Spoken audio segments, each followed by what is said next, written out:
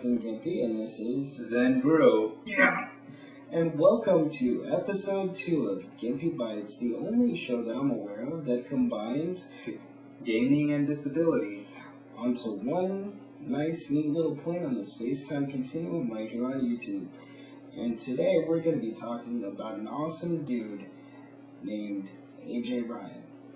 And AJ, if you've run across him on the internet, he's known for having been awarded the first ever AbleGamers $10,000 fellowship, which is pretty awesome. AJ has a condition called arthrogryposis, also known as hook limbs, which basically means that there's a lot of randomly missing nerves and muscle tissue, and in his case, he can't use his arms. But what that does mean is he can type 50 words a minute with his feet and beat your ass at Mortal Kombat, Street Fighter, and probably school you in some Super Metroid and some space flight sims, because those are some of his favorite things to do, gaming-wise. And originally, here's the thing. Originally, AJ wasn't going to be a game developer. He is now a game developer, and he runs his own company, and I believe he's in grad school because that's what the fellowship is for. But originally, he wanted to be a games journalist, but because of his condition, he realized that travel would be super duper strenuous. And so he met Jay Moon, the dude who worked on NBA Jam, and he was the hidden character that I like to school people with quite often, if you guys remember. And Jay Moon inspired him to become a programmer instead. But at the time, he was also doing something else with Call of Duty. Why don't you tell us a little bit of that, Bora? Yeah, also this is the genesis of his company, Inclusive Games. He posted commentary videos about Call of Duty, about how to make the game more accessible. And through those videos, he met two people who would become his friends. They both have disabilities, obviously.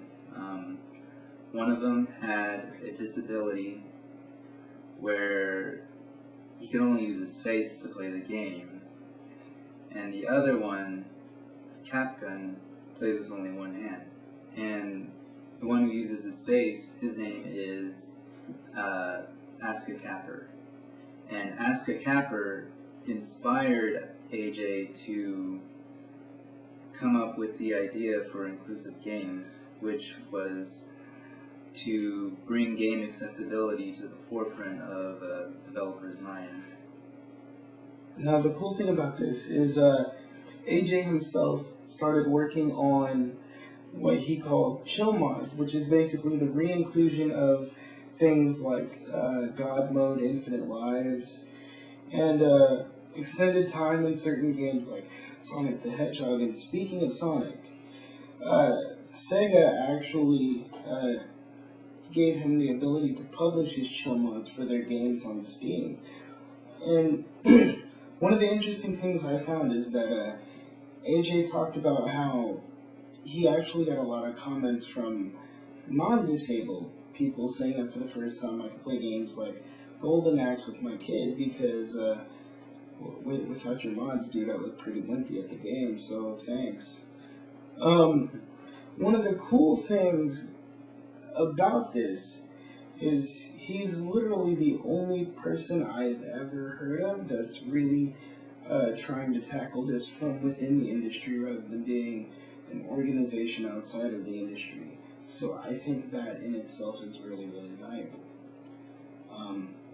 We'll include some awesome quotes for you guys, probably in the what would normally comprise the end credits. Forgive us, we're still figuring out how this show format's gonna go.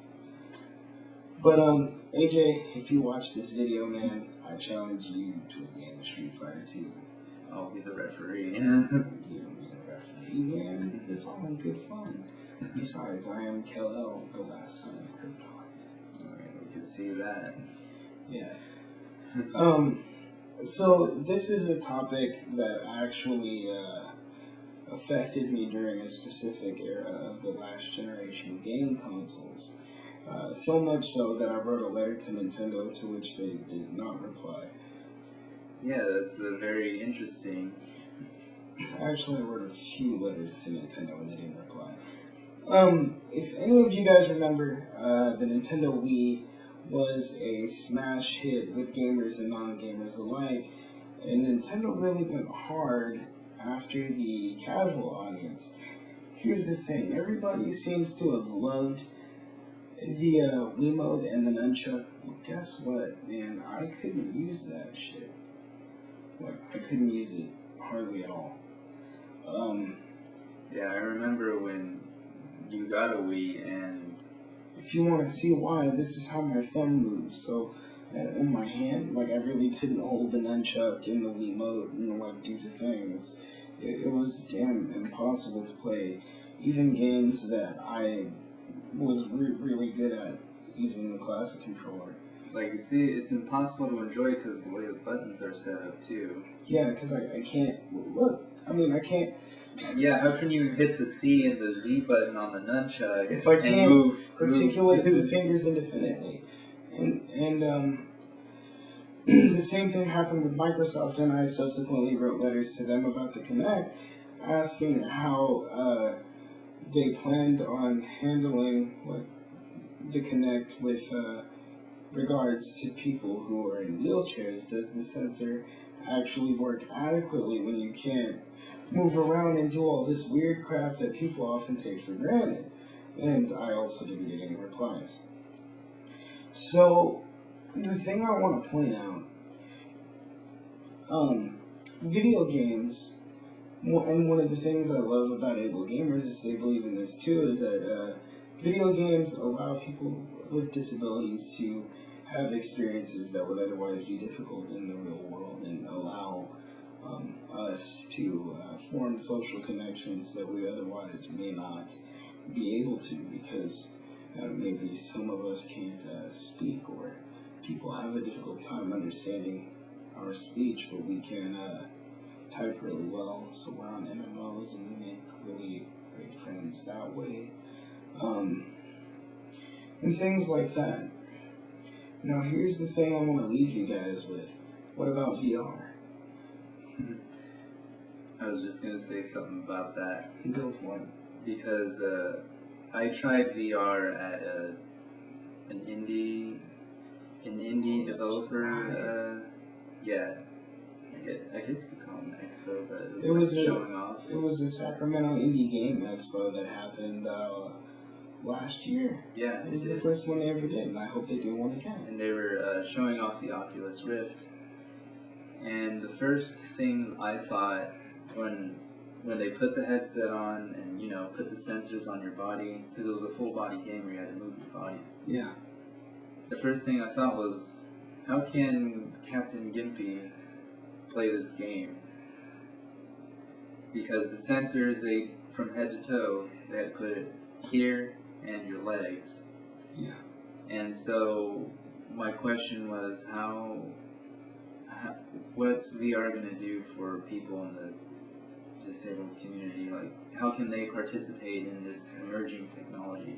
And these are questions I encourage developers to think about as they're developing both new games and new peripherals. Because the truth is, dude, I've been gaming since I was 4 years old. I was born in 1983. I've been a gamer established 1987. And you know what? I'm not going to stop. I'm not going to stop gaming.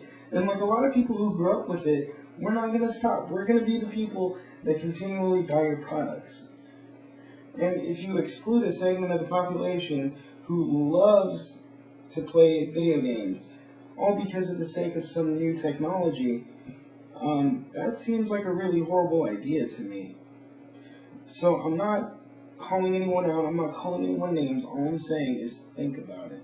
And if any of you want to talk to me about it, I'm more than happy to actually sit down and have a conversation and offer some ideas.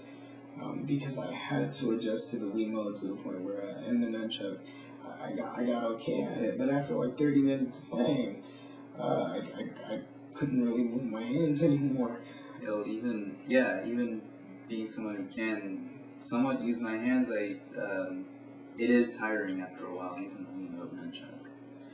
So, We're going to leave links to the source articles that we pulled some of this information from, and we're going to link to AbleGamers Charities website. Help them raise money. They do fantastic things, and they have a really good relationship with companies like Valve and Rockstar, Penny Arcade, even Funimation. Dude, even Popcat Games. Okay, Yeah. Paradox Interactive. These guys are in it. Yep. And I just wanted to say to AJ, if you ever watch this video, dude, I'm proud of you. Thanks for repping. And we'll see you guys next time. And that's Zenburo.